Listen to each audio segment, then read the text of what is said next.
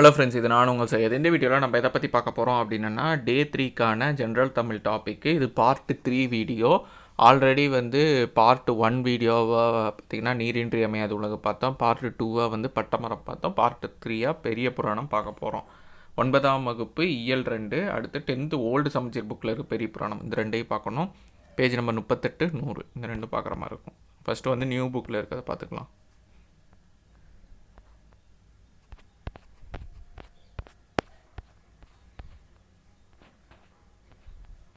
பெரிய புராணம்.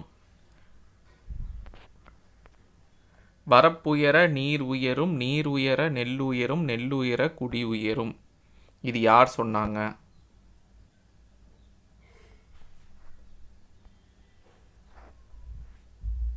அப்படின்னு பார்த்தீங்கன்னா ஔவையார். சைடில் எழுதி வச்சுக்கோங்க. வரப்புயர நீர் உயரும், நீர் உயர நெல் உயரும், நெல் உயர குடி உயரும். இதோட கண்டினியூஷனாக என்ன வரும் அப்படின்னா குடி உயர கோல் உயரும், கோல் உயர கோன் உயர்வான் அப்படின்னு மன்னனை வாழ்த்தி பாடியிருப்பாங்க. ஸோ இது சைடில் நோட் பண்ணிவிட்டு ஔவையாருங்கிறத எழுதி வச்சுக்கோங்க. ஏன்னா இது கொடுத்தனால இது என்ன யார் பாடினாங்கன்னு தெரியாமல் இருக்கும்ல. ஸோ அதுக்காக தான் நான் இதை நோட் பண்ணேன். ஸோ இது பண்ணிக்கோங்க. இது பெரிய புராணம்னு நினச்சிடக்கூடாது. ஸோ இது ஔவையார் பாடினது.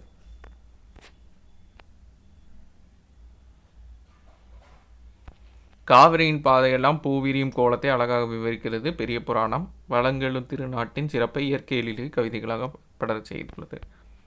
திருநாட்டு சிறப்பு. பெரிய புராணம் பாடல் ஒன்று இந்த வரிகளை கொடுத்துட்டு என்ன நூலுன்னு கேட்கலாம், பெரிய புராணம். இல்லை நூல் ஆசிரியர் கேட்கலாம், பெரிய புராணத்தின் ஆசிரியர் சேக்கிழார்.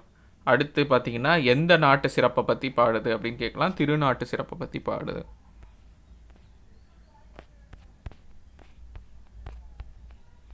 ஃபஸ்ட்டு நூல்வெளி பார்த்துட்டு அப்புறமா பொருளை பார்த்துட்டு அதுக்கப்புறமா சொல்லும் பொருளும் பார்ப்போம். நூல்வெளி. சுந்தரரின் திருத்தொண்டர் தொகை. ஸோ இங்கே சைடில் எழுதி வச்சுக்கோங்க, சுந்தரர் திருத்தொண்டர் தொகை. ஏன்னா இது கன்ஃபியூஸ் ஆகிட்டே இருக்கும் ஒரே மாதிரி நேம் வரனால. அடுத்து நம்பியாண்டார் நம்பி, அவர் எழுதுனது திருத்தொண்டர் அந்தாதி. நம்பியாண்டார் நம்பி திருத்தொண்டர் அந்தாதி. இதை மையமாக வச்சு இது ஒவ்வொரு பாடலும் அடியாரின் சிறப்பை கூறுவதாக அமைஞ்சிருது. இந்த ரெண்டு நூலையும் தான் பேஸாக வச்சு சேக்கிழார் பார்த்திங்கன்னா 63 சிறப்பை விளக்கமாக பாடுறதுக்காக திருத்தொண்டர் புராணம்.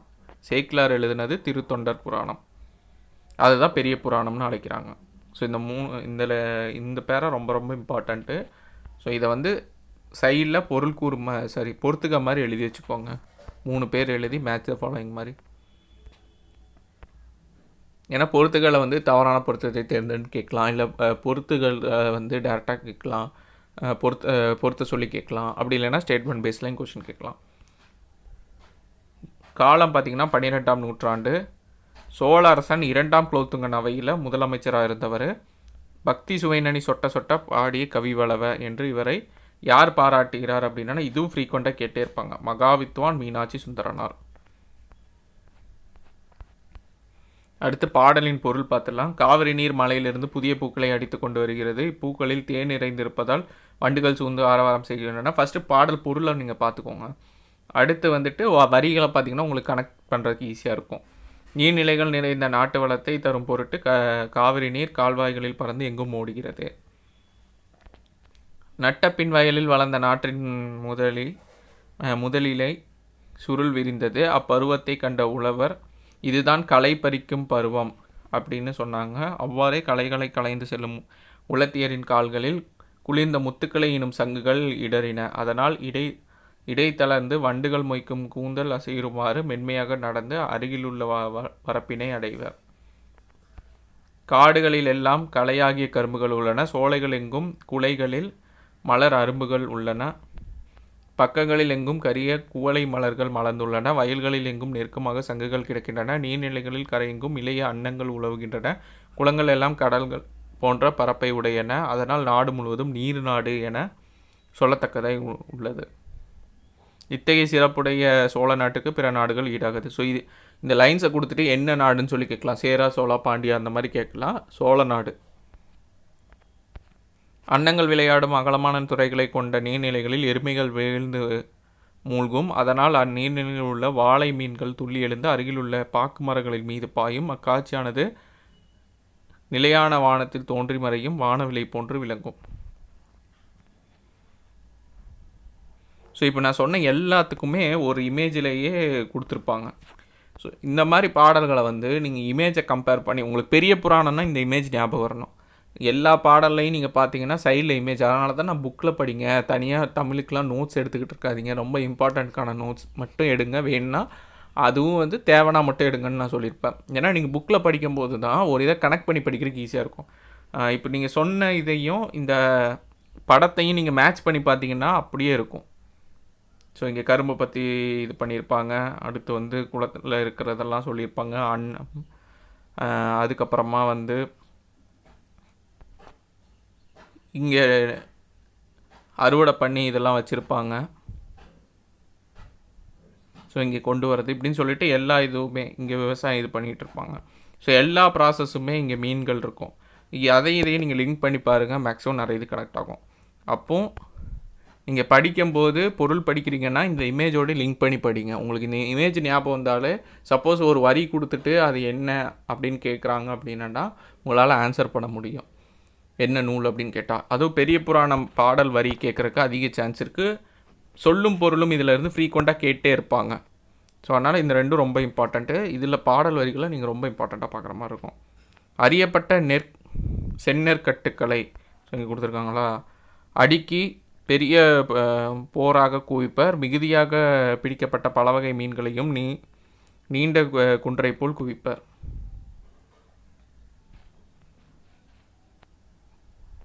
வளைந்த சங்குகள் என்ற முத்துக்களையும் புன்றை போல் உயர்த்தி கூட்டுவர். தேன்வடியும் விரிந்த மலர்களை மலை போல் குவித்து வைப்பர். நெற்கற்றுகள் குவிந்த பெரிய மலை போன்ற போரை மேலிலிருந்து சாய செய்வர். பெரிய வண்டிகளை செலுத்தும் கருமையான எருமை கூட்டங்களை வளமாக சுற்றி மிதிக்கும். இத்தோற்றமானது கரிமேகங்கள் பெரிய பொன்மலை சாரல் மீது வளமாக சுற்றுவது காட்சி போல உள்ளது.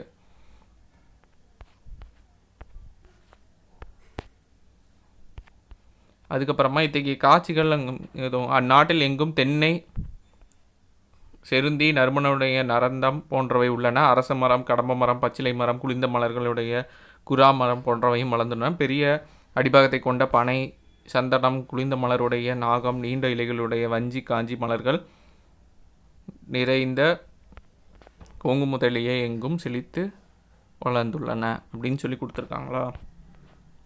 ஸோ இந்த பொருளை ஃபஸ்ட்டு படிச்சுக்கோங்க. அடுத்து இந்த இமேஜை கனெக்ட் பண்ணிக்கோங்க. அதுக்கப்புறமா பாடல் வரிகள் பாருங்கள். டேரெக்டாக இங்கே வந்தீங்கன்னா ஒன்றும் புரியாது. என்ன சொல்ல வராங்க, எதை பற்றி பேசுகிறாங்க, எதுவுமே அண்டர்ஸ்டாண்ட் ஆகாது. ஃபஸ்ட்டு அதுக்கான பொருள், பாடலுக்கான மீனிங் உள்ள பொருளை இது பண்ணி அந்த கான்செப்டை கதையாக நீங்கள் வடிவமை பண்ணிக்கோங்க, இல்லை விஷுவல் ஆக்கிக்கோங்க அந்த இமேஜை வச்சுட்டு. அதுக்கப்புறமா நீங்கள் பாடல் வரிகளுக்கு வந்து சொல்லும் பொருளும் பார்த்துக்கோங்க. இந்த 4 லைனை படிச்சுட்டு இதுக்கான அந்த பொருள் கொடுத்துருக்காங்கல்ல, சொல்லும் பொருளும், அதை படிச்சிங்கன்னா உங்களுக்கு கனெக்ட் ஆகும். ஒவ்வொரு வரியும் என்ன சொல்ல வராங்க அப்படிங்கிறது. அப்படி தான் படிக்கணும், மாற்றி படிக்காதீங்க. அதுக்கடுத்து மீனிங்கில் பார்த்தீங்கன்னா இந்த சொல்லும் பொருளும்ல மானா வண்டு, மதுனா தேன், வாவினா பொய்கை எல்லாமே இம்பார்ட்டண்ட் இதில் வர்றது. வளர் முதல்னா நெற்கதிர், தரளம்னா முத்து, பணிலம்னா சங்கு. இது 2 ஃப்ரீக்வெண்ட்டாக கேட்டே இருப்பாங்க. வரம்புனா வரப்பு, கலைனா கரும்பு, கானா சோலை ஓரெழுத்து ஒரு மொழியில் வர்றது, குலைனா சிறு கிளை, அரும்புனா மலர் மொட்டு. ஸோ இதுவும் கேட்டிருக்காங்க. அடுத்து வந்து மாடுனா பக்கம், நெருங்கு வலைனா நெருங்குகின்ற சங்கு, கோடுனா குளக்கரை, ஆடும்னா நீராடும், மேதினா எருமை, துதைந்தேலும்னா கலக்கியலும், கன்னி வாழைனா இளமையான வாழை மீன், சூடுனா நெல் அரிக்கட்டு, வலைனா சுரிவலைனா சங்கு. ஸோ சங்குக்கு மட்டும் என்னென்ன பேர்லாம் இருக்கு பாருங்க. இங்கே சுரிவலை, நெருங்கு வலை, பணிலம், நெருங்கு வலை, அடுத்து சுரிவலை இப்படின்னு சொல்லிட்டு சங்குக்கு குறித்து இருக்குது. பகடுனா எருமைக்கடா, பாண்டில்னா வட்டம், சிம்மயம்னா மலையுச்சி. இது ரொம்ப இம்பார்ட்டண்ட்டு. என்னென்ன மரபேரை வந்து நாளிகேரம்னா தென்னை, நரந்தம்னா நாரத்தை, கோழினா அரச மரம், சாலம்னா ஆச்சா மரம், தமாளம்னா பச்சிலை மரம், இரும்போதுனா பருத்த பனை மரம், சந்துனா சந்தன மரம், நாகம்னா நாகமரம், காஞ்சினா ஆற்றுப்பூவரசு. இதெல்லாம் இம்பார்ட்டண்ட்டு, பார்த்துக்கோங்க. அதே மாதிரி இது வந்து இந்த பர்டிகுலர் லைன்ஸ் மனப்பாட பகுதி. ஸோ இதிலிருந்து லைன்ஸ் கொடுத்துட்டு கேட்கலாம். காடெல்லாம் கலைக்கரும்பு, காவெல்லாம் குலைக்கரும்பு என வரி இடம்பெற்ற நூல் என்ன அப்படின்னு சொல்லி கேட்கலாம். பெரிய புராணம்னு சைடில் எழுதி வச்சுக்கோங்க. நாடெல்லாம் நீர் நாடு, தனை ஒவ்வா நலமெல்லாம். அப்போ இங்கே நீர் நாடு என குறிக்கப்படும் நாடு சோழ நாடு. ஸோ இதை வச்சு இல்லை திருநாடு, திருநாட்டு சிறப்பை எக்ஸ்பிளைன் பண்ணுறாங்க, இல்லை சோழ நாட்டு.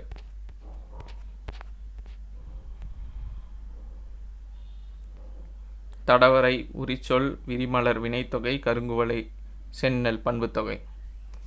ஸோ இந்த மாதிரி கொஞ்சம் டீட்டெயில்டாக பார்த்துக்கோங்க. இந்த மாதிரி பெரிய புராணம் வந்து ரொம்ப ரொம்ப இம்பார்ட்டண்ட்டு. இதுலேருந்து கண்டிப்பாக உங்களுக்கு நூல்வெளியிலேருந்து கொஷின் கேட்கலாம், பாடல் வரியிலேருந்து கொஷின் கேட்கலாம், சொல்லும் பொருளும்லேருந்து கொஷின் கேட்கலாம். ஸோ இதை நீங்கள் மிஸ்ஸே பண்ணக்கூடாது, கொஞ்சம் அதிக இம்பார்ட்டன்ஸ் கொடுத்து பார்க்கணும். இப்போ பட்டமரம் வந்து சிலபஸில் டேரெக்டாக கவர் ஆகாது, அதுக்கு நீங்கள் கம்மி இம்பார்ட்டன்ஸ் கொடுத்தாலே போதும். ஆனால் பெரிய புராணம் அப்படி இல்லை, டேரெக்டாக சிலபஸ்லேயும் வரும், ப்ளஸ் அடிஷ்னலாக எல்லா ஆஸ்பெக்ட்லேருந்தும் கொஷின் கேட்பாங்க. ஸோ அதனால் இது கொஞ்சம் நிறைய டைம் ஸ்பெண்ட் பண்ணி படிங்க. எல்லாத்துக்கும் ஈக்குவலாக டைம் ஸ்பெண்ட் பண்ணாதீங்க. ஒரு இது ரொம்ப இம்பார்ட்டன்ட்னு நான் சொல்கிறேன்னா அதுக்கு நீங்கள் 2-3 தாட்டி கூடி படிங்க, தப்பு கிடையாது. ஒரு இது நார்மல் அப்படின்னா நீங்கள் கம்மியாக படித்தாலே போதும், அதை பெருசாக ரிவிஷன் பண்ணணும்னு அவசியம் இல்லை. ஸோ இந்த மாதிரி ப்ரியாரிட்டி பண்ணி படிக்கிங்க. எல்லாத்துக்குமே ஒரே மாதிரி இம்பார்ட்டன்ஸ் கொடுக்காதீங்க. எது தேவையோ அதுக்கு அதிகமாகவும், எதுக்கு கொஞ்சம் கம்மியாகவோ அதுக்கு கொஞ்சம் கம்மியாகவும் படிச்சிங்கன்னா உங்களுக்கு வந்து ஞாபகம் இருக்கும். இல்லைன்னா எல்லாத்தையும் ஒரே மாதிரி ட்ரீட் பண்ணிட்டு போனீங்கன்னா நீங்கள் இதை பேஸ் பண்ணி ஒரு டெஸ்ட் எழுதுறீங்க அப்படின்னா உங்களுக்கு நிறைய விஷயம் மறந்துடுவீங்க, நிறைய மிஸ்டேக் பண்ணுவீங்க. ஸோ அதுக்காக தான். வானகமே இளவையிலே மரச்செறிவே நீங்கள் எல்லாம் காணலின் நீரோ வெறும் காட்சி பிள்ளைதானோ. இந்த வரிகள் யார் பாடினாங்க அப்படின்னா பாரதியார். ஸோ இதையும் கேட்கலாம். ஓகே, நான் ஒரு கொஷின் கேட்டே இருந்தேன் லாஸ்ட் 2 வீடியோவில், அதுக்கான ஆன்சர் இங்கே இருக்கு பாருங்க. நீரின்றி அமையா யாக்கைக்கு அப்படிங்கிற வரி யார் இது சொல்லியிருப்பாங்கன்னா குடப்புலவியனார். எந்த நூலில் இடம்பெற்றிருக்குன்னா புறநானூறு. இம்பார்ட்டண்ட்டு. ஸோ இந்த லைனை வந்து நோட் பண்ணிக்கோங்க. இப்போ இந்த பாடல் வரி எல்லாருமே படிச்சிருப்பீங்க, ஆனால் தனியாக அந்த லைனை கொடுத்துட்டு யாருன்னு கேட்டால் நம்மளுக்கு ஸ்ட்ரைக் ஆகிறது நிறைய பேருக்கு ஸ்ட்ரைக் ஆகுது. சிலருக்கு ஸ்ட்ரைக் ஆகும், நிறைய பேருக்கு வந்துட்டு இது புதுசாக இருக்கே அப்படிங்கிற மாதிரி தான் தோணும். அந்த மாதிரி தான் எல்லா விஷயமும் புக்கில் நீங்கள் படிக்கும்போது கொஞ்சம் ஈஸியாக தெரியும். அதை தனியாக செப்பரேட்டாக சடனாக கேட்கும்போது உங்களுக்கு அது ஸ்ட்ரைக் ஆகாது, கன்ஃபியூஸ் ஆவீங்க. ஸோ அதனால தான் ஒரு விஷயத்தை படிக்கும்போது கனெக்ட் பண்ணி படிங்க. அதை தனியாக எடுத்து இப்போ இந்த கொஷின் கேட்டால் எப்படி கேட்பாங்க அப்படின்னு யோசிச்சு நீங்கள் பார்த்தீங்கனாலே உங்களுக்கு நிறைய விஷயம் கொஞ்சம் இன்ட்ரெஸ்ட்டாக படிக்கிற மாதிரி இருக்கும். ஸோ ஒரு தாட்டி ரீட் அவுட் பண்ணிட்டீங்களா, அடுத்த தாட்டி நீங்களே அந்த பகுதியிலேருந்து கொஷின் கேட்டு நீங்களே ஆன்சர் பண்ணி பாருங்கள், அது இன்னும் கொஞ்சம் பெட்டராக இருக்கும். ஓகே, அடுத்து வந்து ஓல்டு புக்கில் கொடுத்தது வந்து பேஜ் நம்பர் 100 கொடுத்தோம், அப்பூத்தி அடிகள் புராணம். ஸோ இந்த ஸ்டார்டிங் இதை வச்சு கேட்கலாம். அப்பூத்தி அடிகள் வந்து திங்களூரில் தோன்றியவர், குற்றமற்றவர், சிவபக்தி உடையவர், திருநாவுக்கரசரிடம் பேரன்புடையவர், அன்புக்கு அறிகுறியாக தம் மக்கள் அளவை நிறைகோள் பசு தாம் வைத்திருந்த தண்ணீர் பந்தல் ஆகிய அனைத்திற்கும் திருநாவுக்கரசு என பெயர் சூட்டினார். திங்களூர் வந்த திருநாவுக்கரசர் அங்கு கண்ட தண்ணீர் பந்தலுக்கு தம் பெயர் இருப்பதை கண்டு வியப்புற்றார். அப்பெயர் வைத்தவரான அப்பூத்தி அடிகளின் அன்பை கேட்டிருந்து அவரது இல்லம் சென்றார். வந்தவருக்கு திருவமுது படைப்பதற்காக வாழை குருத்தை அறிய சென்ற அப்பூத்தி அடிகளின் மூத்த மகன் பாம்பு தீண்டியதால் இறந்தான். திருநாவுக்கரசுக்கு தெரியாதவாறே இது மறைக்கப்பட்டது. திருநாவுக்கரசு இதை அறிந்து ஒன்றுக்கலாம் எனும் திருப்பதிகம் பாடி இறந்த பிள்ளையை எழுப்பி திருவமுது செய்தருளினார். ஸோ ஒன்றுக்கலாம் என தொடங்கும் திருப்பதிகம் பாடலை பாடியவர் பார்த்தீங்கன்னா திருநாவுக்கரசு. ஸோ இதை பாடி தான் வந்து இறந்த பிள்ளையை வந்து உயிர்த்தலை செஞ்சிருப்பார். ஸோ இது இம்பார்ட்டண்ட். அப்பூத்தி அடிகள் யார் மீது அன்பு கொண்டிருப்பார்னா திருநாவுக்கரசு மீது. எல்லாத்துக்கும் திருநாவுக்கரசன் பேர் வச்சிருப்பாரு.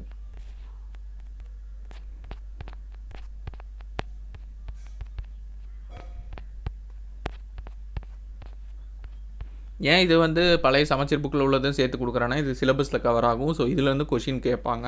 வெறும் நியூ புக் மட்டும் படித்தா போதும். அதனால தான் ஆட் பண்ணி கொடுக்குறேன். பெரிய புராணத்தை அருளியவர் சேக்கிழார். காஞ்சிபுரம் மாவட்டத்தில் உள்ள குன்றத்தூரில் பிறந்தவர். இவரோட இயற்பெயர் வந்து அருள்மொழி தேவர்.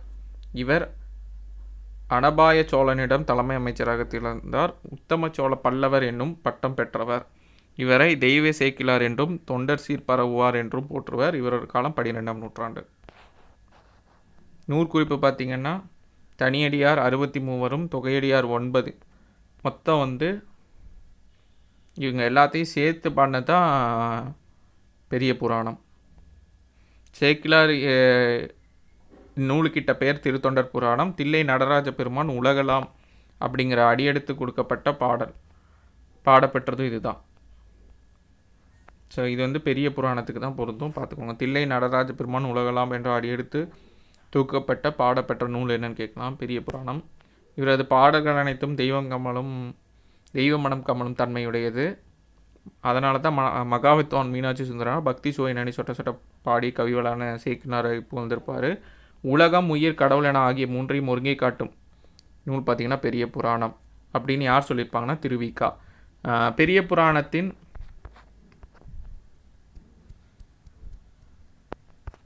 பாடல் எண்ணிக்கை எவ்வளவுங்கிற கீழே கமெண்ட் செக்ஷனில் கமெண்ட் பண்ணுங்கள்.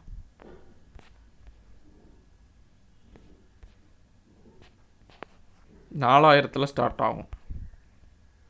Dash dash dash. ஸோ இதுக்கான ஆன்சரை வந்து கீழே கமெண்ட் செக்ஷனில் கமெண்ட் பண்ணுங்கள். அன்னை பெருக்கி எனது ஆறுயிர் காக்க வந்த இன்ப பெருக்கே இறையே பராபரமே அப்படின்னு யார் படிப்பாங்கன்னா தாய்மானவர். ஸோ இதையும் நோட் பண்ணுவோம். ஸோ அவ்வளோதான். இந்த வீடியோ யூஸ்ஃபுல்லாக இருக்கும்னு நம்புகிறேன்.